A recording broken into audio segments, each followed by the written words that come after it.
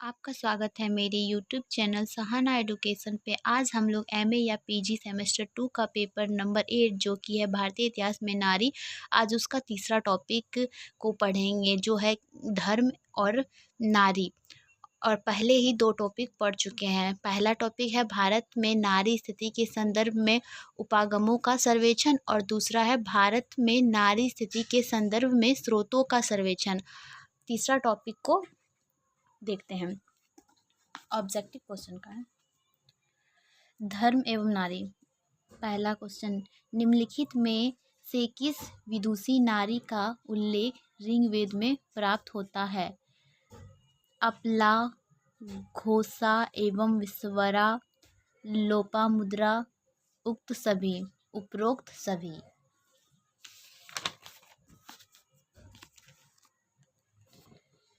वैदिक युग में निम्नलिखित में से कौन सी प्रथा प्रचलित थी? नियोग प्रथा।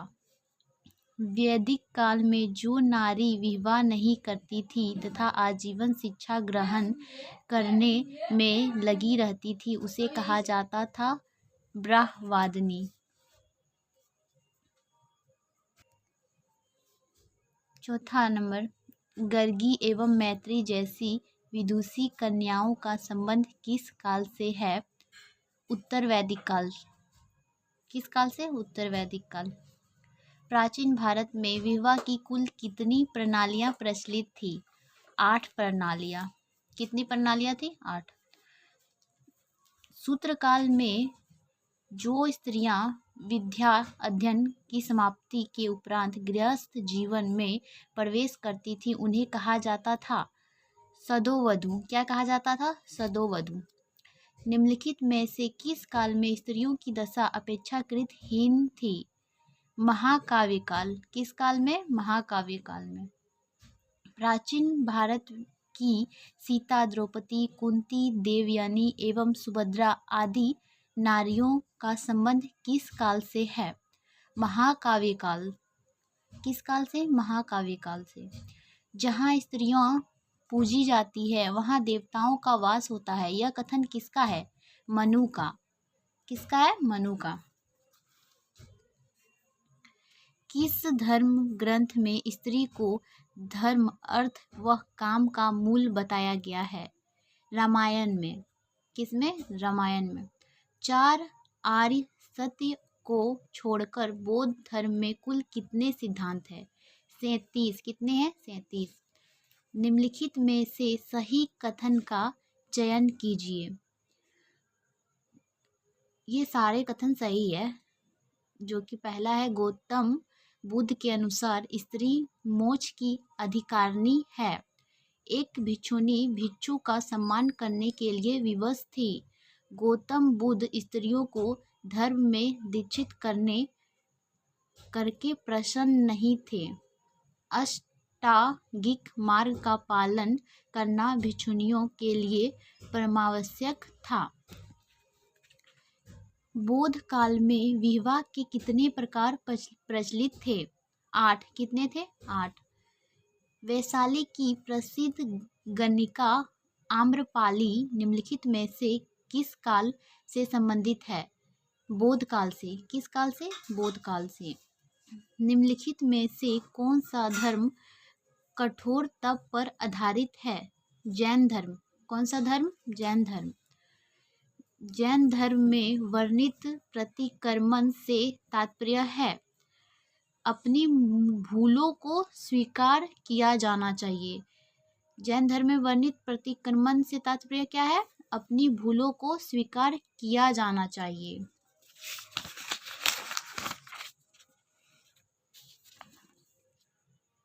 सिख धर्म में नारियों को पुरुषों के समान अधिकार प्राप्त है। सिख धर्म में क्या है? नारियों को पुरुषों के समान अधिकार प्राप्त है। बपतिस्मा संस्कार किस धर्म से संबंधित है? ईसाई धर्म से। किस धर्म से? ईसाई धर्म से।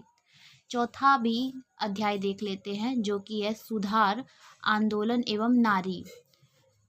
शैव धर्म के अंतर्गत किस संप्रदाय के अनुयायी लिंगायत एवं जिंगम कहलाए? वीरशैव। क्या कहलाए? वीरशैव। वीरशैव संप्रदाय के प्रवर्तक थे वासव। कौन थे? वासव। वीरशैव संप्रदाय का अधिकांश साहित्य निम्नलिखित में से किस भाषा में है? कन्नड़। किस भाषा में थे? कन्नड़। वीरशैव संप्रदाय का सर्वाधिक प्रचार हुआ दक्षिणी भारत में। कहाँ हुआ? दक्षिणी भारत में। ब्राह्म समाज की स्थापना निम्न में से किस वर्ष हुई? 1828 ईस्वी में। किस वर्ष हुई? 1828 ईस्वी में। निम्नलिखित में से किसे आधुनिक भारत का पिता कहा जाता है? राजा राम मोहन राय को। राजा राम मोहन राय को। निम्नलिखित में से किसका संबंध ब्राह्म समाज से नहीं है? किसका नहीं है? दयानंद सरस्वती का।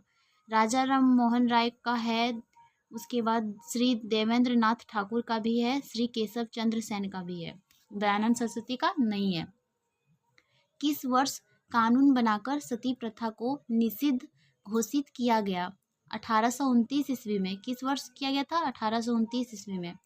शारदा कानून के द्वारा किस कुप्रथा को समाप्त किया गया?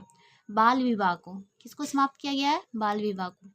आर्य समाज की स्थापना किस वर्ष की गई? 1875 ईस्वी। किस वर्ष की गई थी? 1875 ईस्वी। आर्य समाज की स्थापना भारत में किस स्थान पर की गई? बम्बई में। किस स्थान पर की गई है? बम्बई में। किस सुधार आंदोलन के अंतर्गत वेदों के अध्ययन को परमावश्यक माना गया है? आर्य समाज। किसको माना गया है? आर्य समाज को। किसको माना गया है? आर्य समाज को। अलीगढ़ आंदोलन का प्रमुख ध्येय क्या था? अंग्रेजों व मुसलमानों के मध्य संबंधों को सुधारना, मुसलमानों में आधुनिक शिक्षा का प्रसार करना, ये दोनों ही थे। श्री सैयद ने किस वर्ष Aligarh Mohammedan Anglo oriental college की स्थापना की? 1877 ईस्वी। कब की थी? 1877 ईस्वी। थियोसॉफिकल सोसाइटी नामक अंतर्राष्ट्रीय संस्था की स्थापना निम्नलिखित में से किसके द्वारा की गई है? किसके द्वारा की गई है? कर्नल ऑलकोट एवं बेल्वेटास्की द्वारा। थियोसॉफिकल सोसाइटी की स्थापना किस वर्ष की गई? 1875 ईस्वी। किस वर्ष की गई? 1875 ईस्वी। होम रूल लीग की स्थापना किस वर्ष की गई? 1916 ईस्वी। किस वर्ष? 1916 ईस्वी। सत्यशोधक समाज की स्थापना किस वर्ष की गई? 1873 ईस्वी। कब की गई थी? 1873 ईस्वी। सत्यशोधक समाज की स्थापना किसके द्वारा की गई है? ज्योतिबा फूले। किसके द्वारा? ज्योतिबा फूले। आत्मसम्मान आंदोलन की स्थापना श्री रामास्वामी नायकर द्वारा किस स्थान पर की गई? मद्रास। किस स्थान पर की गई? मद्रास। आत्मसम्मान आंदोलन की स्थापना किस वर्ष की गई? 1925 ईस्वी। आत्मसम्मान आंदोलन के द्वारा श्री नायकर ने ब्राह्मणों एवं पुरोहितों के वर्चस्व को चुनौती दी है। सन 1870 ईस्वी में स्वामी रामकृष्ण परमहंस द्वारा चलाए गए सुधार आंदोलन का प्रमुख केंद्र था बंगाल। कहाँ था? बंगाल। स्वामी विवेकानंद के द्वारा रामकृष्ण मिशन की स्थापना किस वर्ष की गई? 1897 ईस्वी। किस वर्ष? 1897 ईस्वी। सन 1887 ईस्वी में स्थापित संगठन भारतीय समाज सम्मेलन के संस्थापक कौन थे? महादेव गोविंद रनाडे। कौन थे? महादेव गोविंद रनाडे। इस चैप्टर में इतना ही क्वेश्चन था। मिलते हैं अगले चैप्टर के साथ। तब तक के लिए मेरे यूट्यूब चैनल को सब्सक्राइब, लाइक, शेयर और कमेंट कीजिएगा ऐसे ही वीडियो पाने के लिए। वीडियो देखने के लिए धन्यवाद।